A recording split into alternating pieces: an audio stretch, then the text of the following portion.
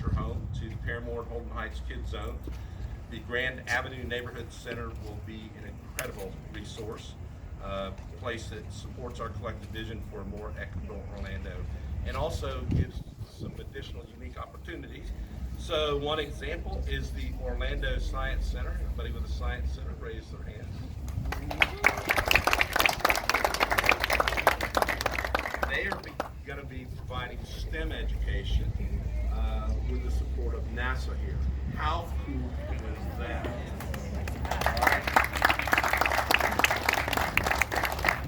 So we've added 40,000 square feet of new space, full-size gym, a professional kitchen, and Commissioner Sheehan a new home for the Orlando Pottery Studio. So that means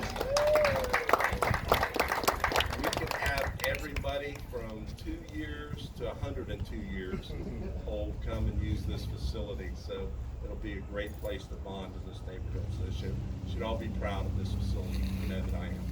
Lisa?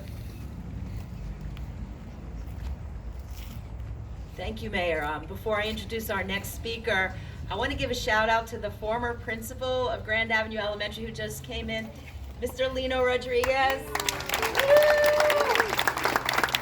Thank you, Lino, for coming out. Thank you so much. I know how much this place means to you and all the former teachers and students who were here, so I know this is a great moment for you. So, and on that note, I am so happy to introduce District Commissioner for District 6, where this building stands, Commissioner Bakari Burns. Commissioner Burns. Good morning, everyone. And let's give Lisa and the whole entire FPR team another round of applause. So Lisa, I'd like to just say thank you for your leadership of FPR. And again, I'm reminded of roughly about 20 years ago when there was a talk about bringing the Harlem Kids Zone or Harlem Children's Zone, a replica to here to Orlando. It's about 18 years ago, and to see now that this building will house the Paramore Kids Zone and the newly created Holden Heights Kids Zone is amazing, so thank you. And also thank you, Mayor and fellow commissioners for your leadership in making sure that this all worked. And thank you all for being here as we celebrate the grand opening of our Grand Avenue Neighborhood Center. And I say our Grand Avenue Neighborhood Center because this center will not just serve the residents of District 6, but it will be available to all, regardless of the district that they live, regardless if they live in the city or the county, regardless if they're young or old or seasoned, and regardless if you're black, white, or Latino, all will be welcome. We stand here in front of this historic building, and I'm reminded what this school meant to the community. Former students talk about the Grand, as it's known, being like an extended family.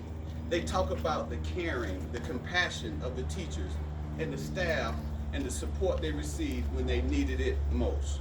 This was a place the community could count on, and we want it to be that way again. The Grand will provide a safe place for residents of all ages to connect and unite with each other and make the most of their time here. Starting this fall, our Recreation Division will offer after-school care where children will find their voice and feel the stage beneath their feet in the auditorium, experiment with science lessons in the renovated classrooms, and compete in athletics in the new gym. There will be something for the rest of us to do as well, from hands-on artistic expression at the expanded Orlando Pottery Studio to exercise in the fitness center and studio. We're excited for the future here at the Grand, and we invite everyone to our open house this Saturday to see what's to come in the months ahead. While not everything in history repeats itself, but this will once again be a place of learning, caring, and connecting for our entire community. Thank you.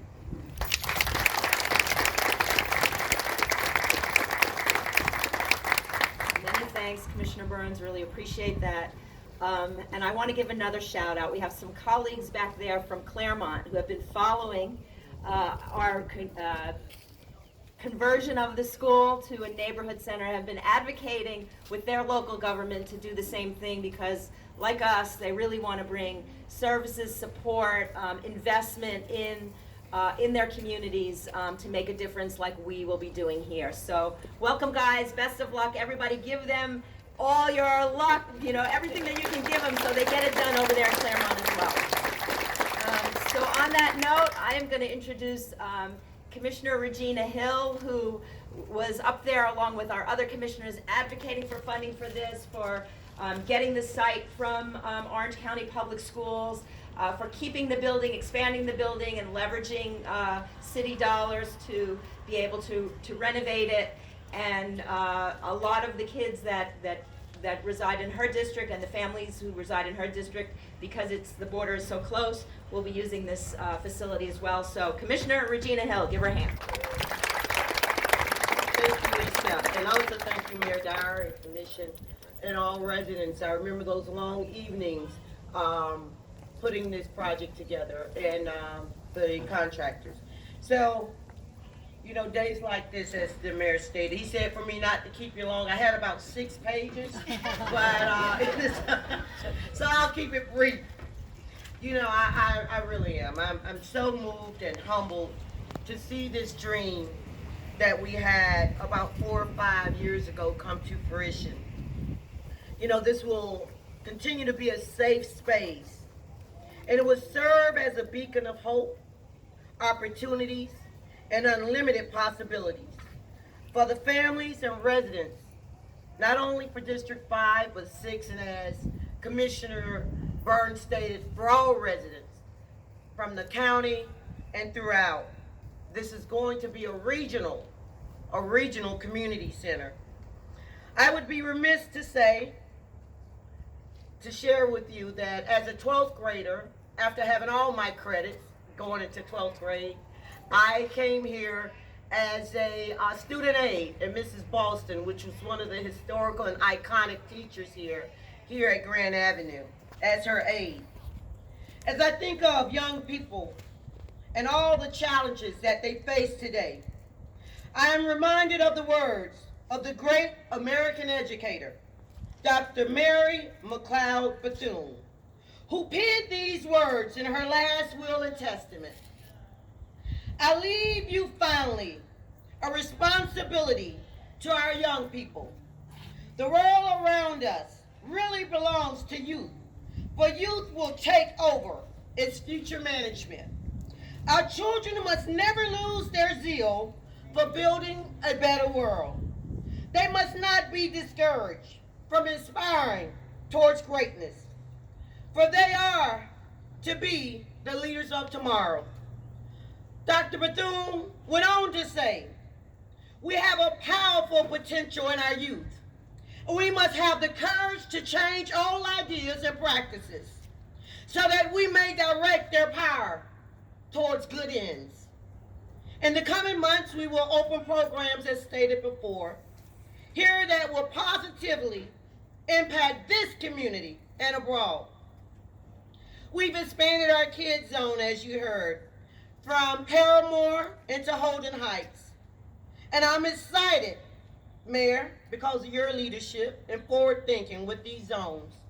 For the first time ever, we have 17 Honor Society high school seniors graduating from our Kids Zones who have enrolled in these programs. When Mayor Dyer first put our Paramore Kids Zone in place, the high school graduate level was way under 10%. And now we'll have 50 graduates going to college, and 17 of them are honor students.